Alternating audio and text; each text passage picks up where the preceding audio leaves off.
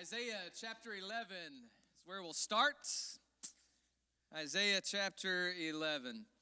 I don't know if you remember what Sean read to us just 10 or so minutes ago, but I want to read part of it again. This is Isaiah 11, verse 6.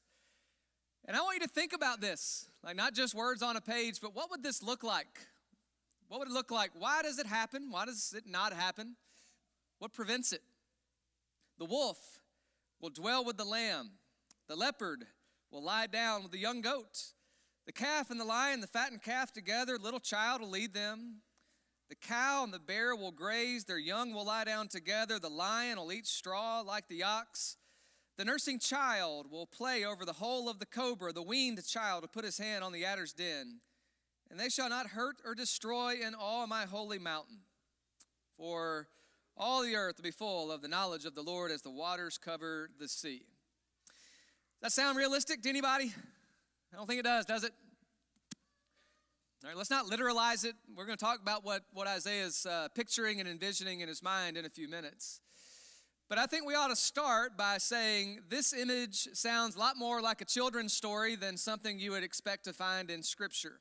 And really not even a children's story. I mean a really, really young children's story, because you don't have to grow up very much to know this is not how the world works. Things don't, like the lion doesn't lay down with the lamb, and that's not how this world works. Isaiah describes this parade of animals that violates every rule of biology, right? Everything we know about what we see in zoos, they have walls up and fenced in animals. Well, no, not here. The wolf dwells with the lamb, and the leopard lies down with the goat. And you see on the screen before me or behind me an image, a painting that was painted sometime in the early 1800s. This painting is from a man named Edward Hicks. He's a Quaker. He painted this image, the peaceable kingdom from Isaiah chapter 11. He painted this 62 times in his life, 62 times. This is one of the first ones. And you can see, I think you can see, but the animals are all happy.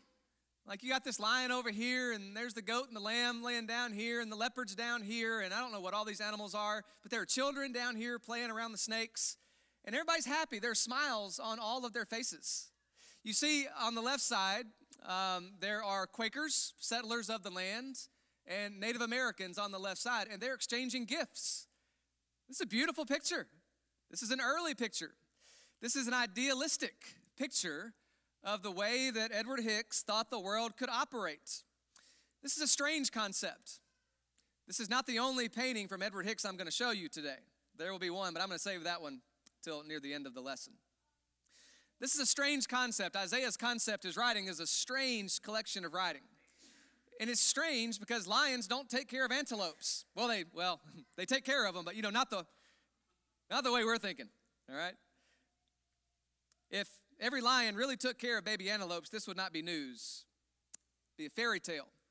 But Isaiah is not writing a fairy tale. He is writing prophecy. He is writing truth in a world that is defined by terror. Now, Isaiah's day of terror was a little bit different than ours. He had empires that were threatening and warring against the people of God, and were going to continue warring against the people of God and fighting against the people of God. And so the empires were threats, and they were brutally efficient in how they carried out their wars. And Isaiah is looking down the barrel at that. He knew what the lions looked like.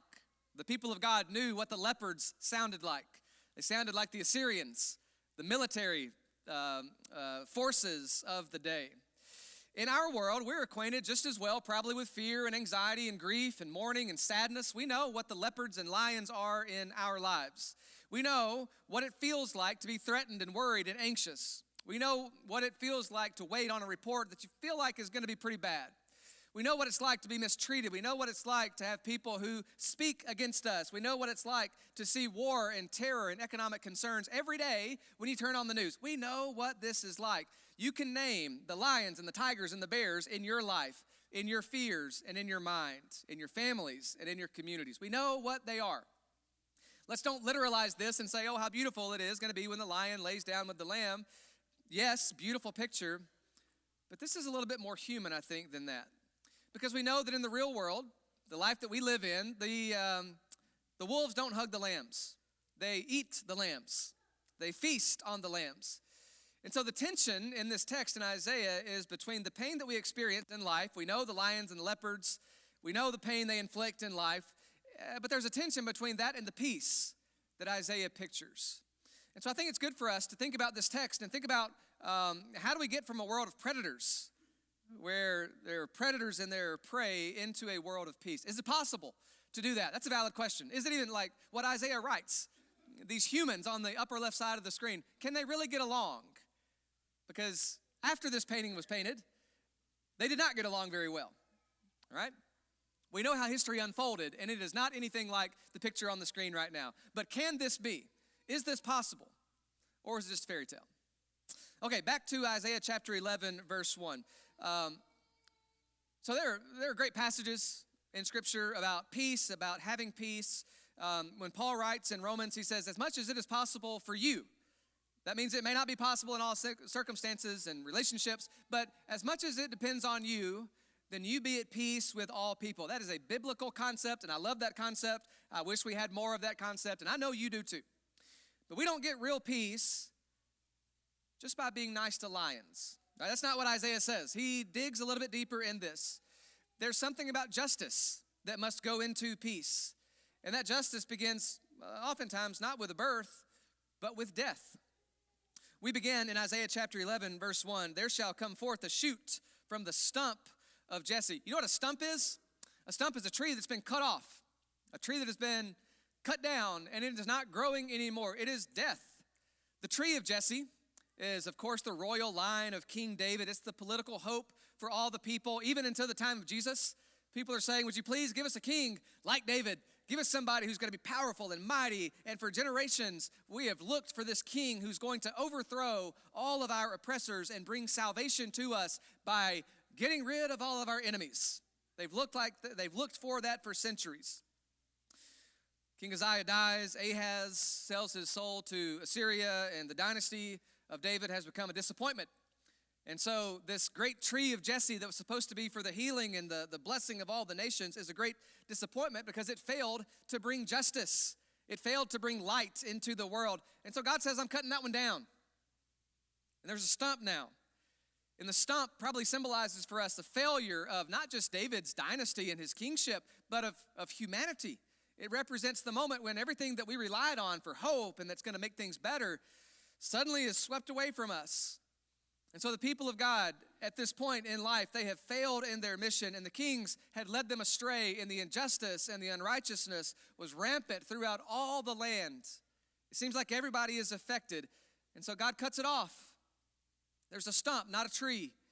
And while that is bad news, or that sounds like bad news for everybody who is involved in the injustice and the unrighteousness, that they're being cut off, it is good news for all those who'd been oppressed by them.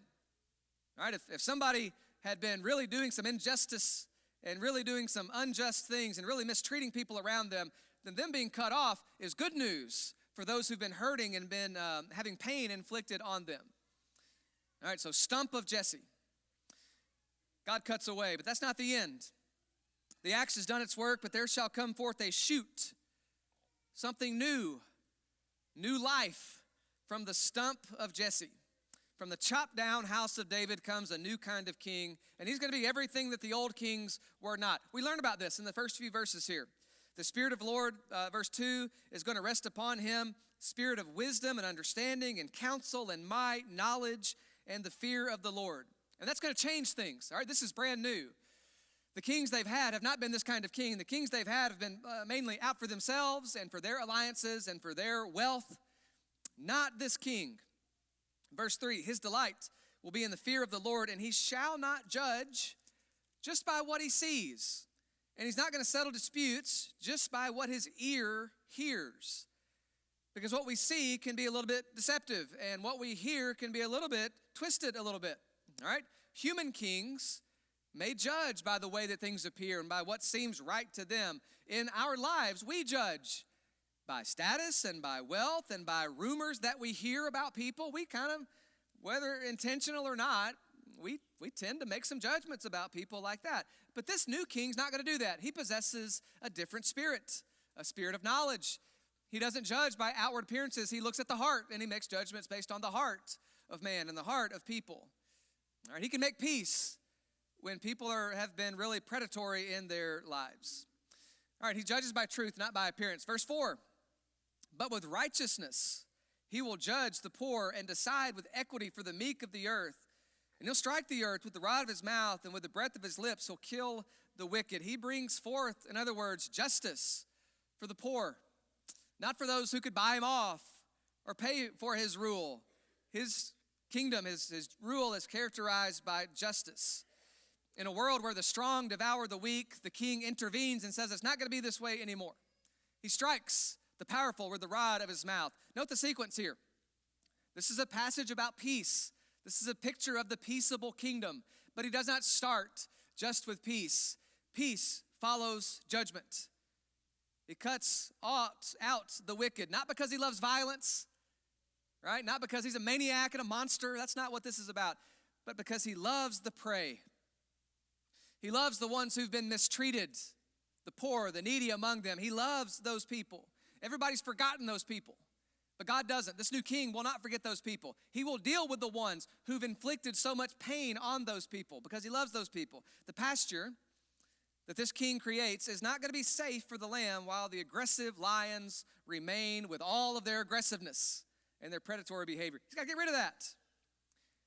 And so when he gets rid of that, we have a beautiful picture that we've read a couple of times now where the wolf can dwell with the lamb and the leopard lies down with the young goat.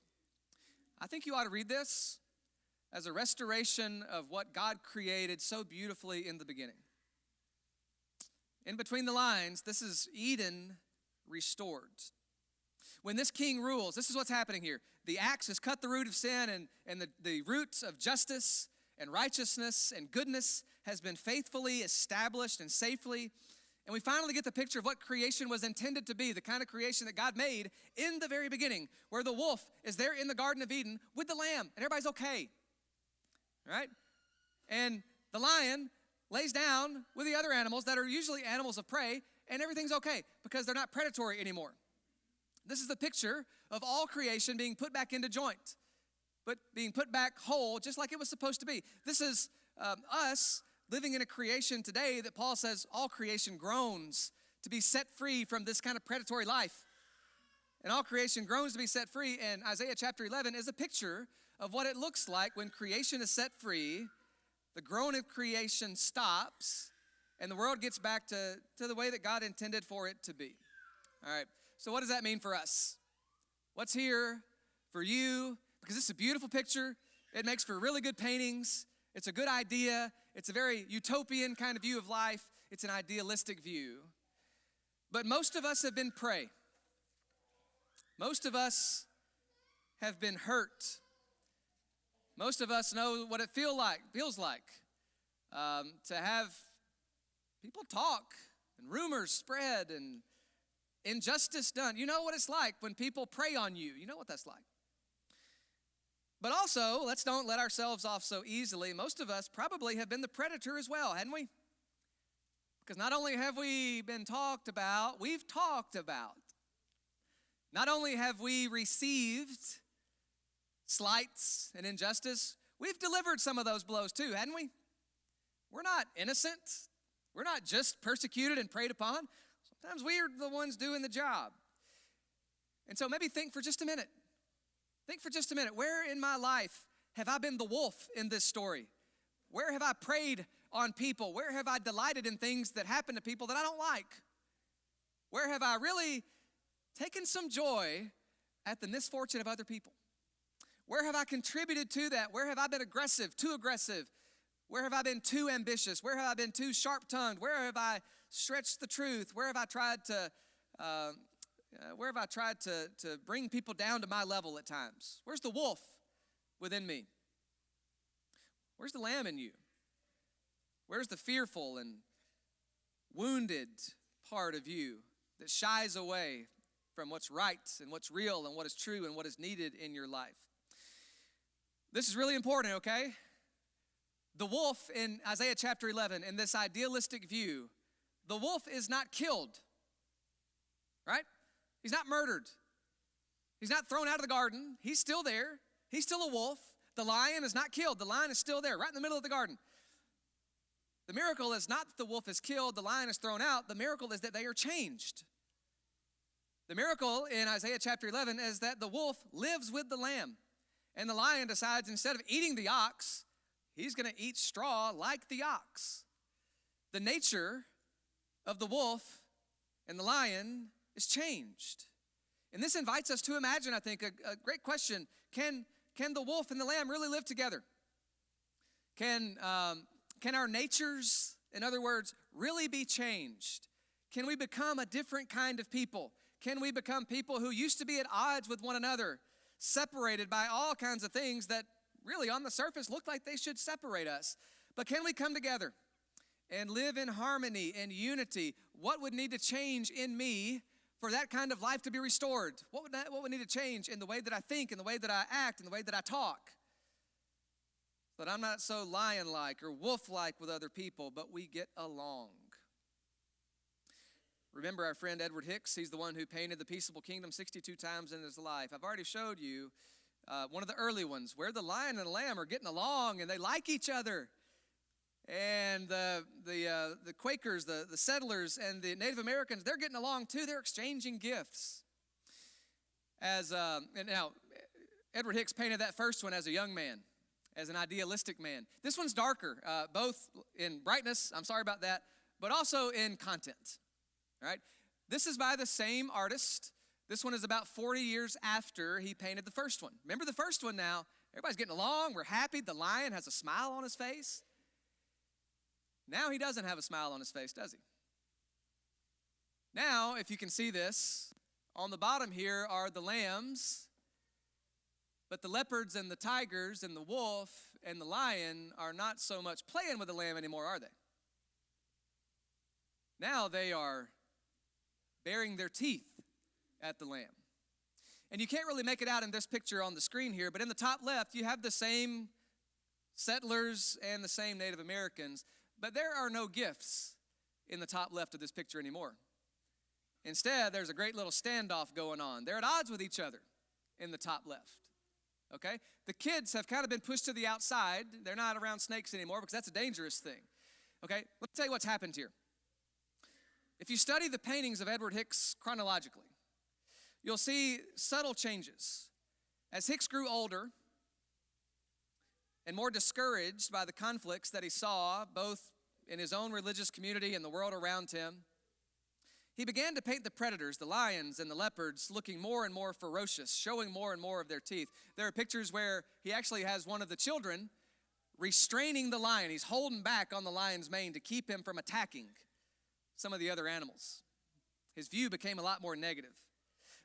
The more that he dealt with people, the more that he dealt with the strifes that people had, the more he struggled with the gap between peace on earth and goodwill for all people and humanity's violence and vengeance and divisiveness, the more negative he turned. His original painting, The Hope of a Thriving, Peaceable Kingdom, that's his first portrait. And this is how he began to see the world, where nothing's really different. Nothing's really changed. Because people haven't really changed. We're still the same people we always were. His vision of a bright and beautiful tree of a peaceable kingdom in that first portrait has come now to a stump, where it seems like now there's no hope that anything's going to get any better because these lions and leopards are about to devour these sheep and these goats. It's the way of the world. When you look at the world, I'm going to guess that you can pick out a lot of stumps. You see failed institutions, you see broken trust, you see people at odds with each other, and you wonder, can a shoot? Like, can new life come out of this stump? And a lot of times we think, probably not. Or you look at church. Man, we talk a lot about the decline in attendance in churches, and I talk about those things because they're real. I mean, we all know of churches that are dwindling and shrinking, and we're kind of left with the idea that God's not important anymore. People don't care. And we wonder, can new life come out of those stumps? And not only do we wonder that, I think we sometimes think, probably not. Or maybe you even look at life, your life, or the life of somebody that's near and dear to you, and you think about all the struggles, the failures, the lion-like and wolf-like behavior, and you think, man, what a stump. Could have been beautiful. And not only do you think that, you wonder, can new life come out of the stump of that? And we probably think, probably not. Edward Hicks began to think, probably not. It's going to be like this forever, I guess. The problem with that is that we serve a God, we believe in a God who specializes in bringing life from the dead, doesn't he? From the very beginning, he creates order, life, goodness out of nothing. And then over and over and over again, we have a God who reaches back into his creation and tries to bring life out of death. When people royally just mess it all up, God reaches in and says, we can do something with this. We can take this, we can mold this, we can make it something better. Even whenever his entire group of people that he was going to save and bless the entire world through fail him over and over and over again, and they become a stump, God reaches down and says, you know what, we can work with this. We can do something here.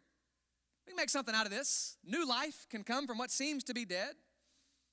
He sends his son, and the son, as you well know, goes to the cross and dies. And everybody around him says, okay, well, I guess that's that. We'll go fishing now like we always did, and we'll go lock ourselves in a room because we're scared to death of all the people who may be coming at us.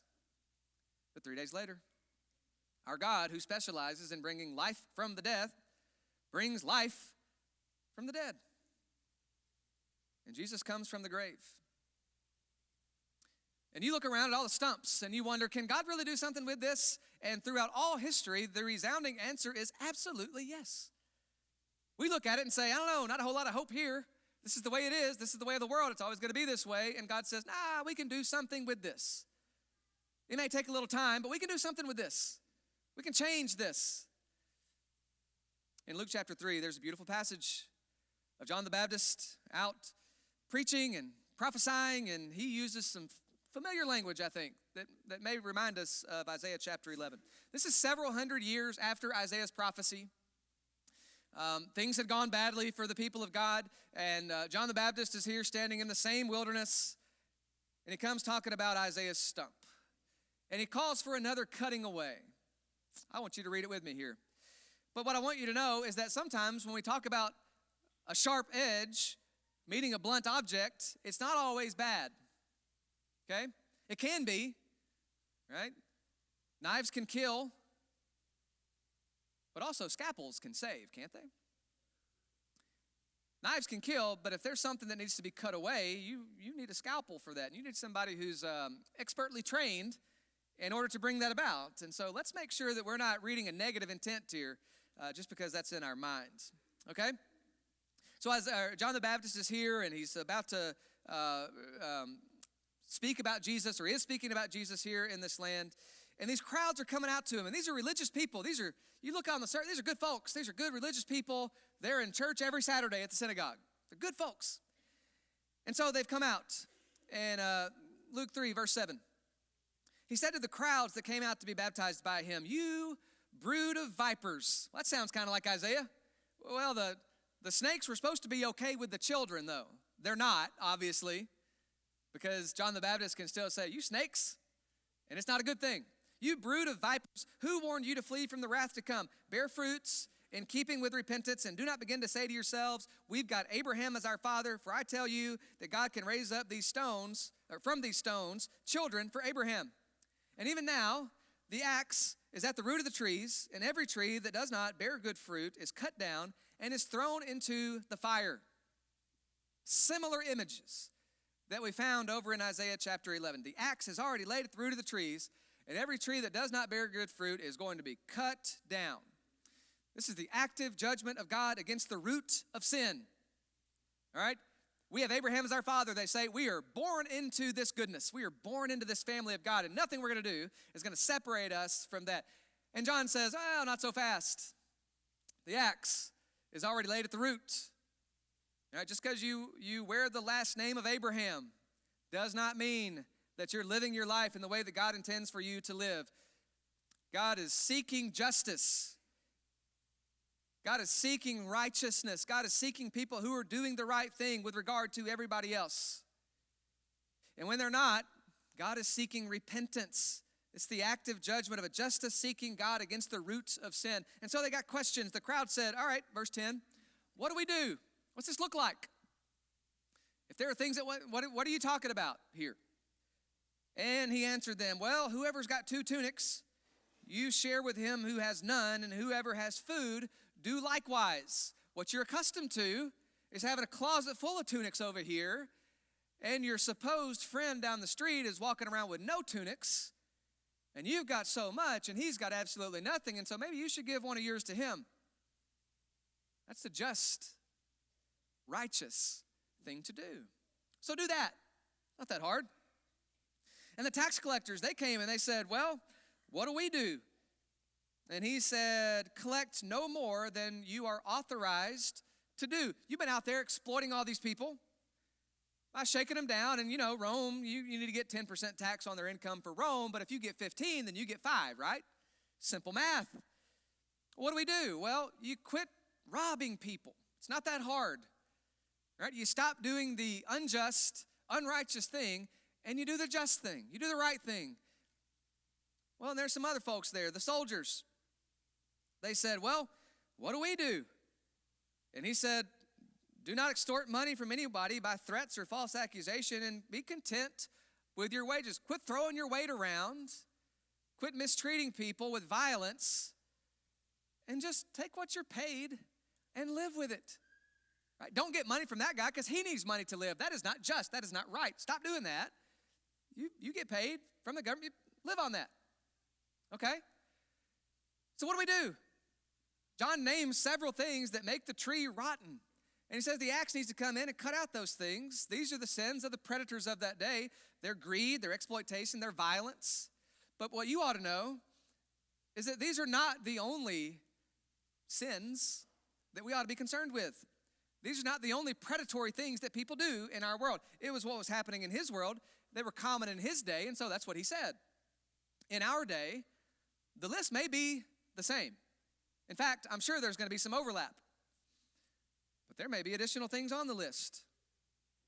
I wonder what he would say if my problem was not that I'm a soldier and I'm beating people to get money out of them, or I'm a tax collector, getting an extra 5% off the top to pad my pockets. What if I'm just an envious person? I wonder what the axe would need to cut out. I wonder what the scalpel would need to cut out of me if that's the problem. What if I'm an angry, wrathful, bitter person? I wonder what the axe would need to cut out of my life at that point. Or what if I'm a lustful person? What do I need to cut out? What if I just love to tell a story about somebody else, and I don't care if it's true or not, but I heard it, and the rumor is, I wonder what I need to cut out of my life. Here's the truth, all right? And it's not an easy truth. We love the picture of a peaceable kingdom. We love the idea that the lion can lay down with the lamb. We love the idea that the kids can play with the snakes and nobody's going to get hurt. And we love these ideas. We love the ideas of Isaiah chapter 11. But we're not so sure about the repentance of Luke chapter 3.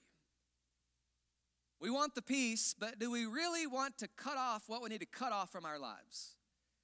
Do we really want to cut away what we need to cut away from our lives? It is so easy to look at what you need to cut out of your life. It is so easy to watch the news and see all these things that need to be cut out of the world. And honestly, those are things you can't do a whole lot about. What you can do is you can look at yourself.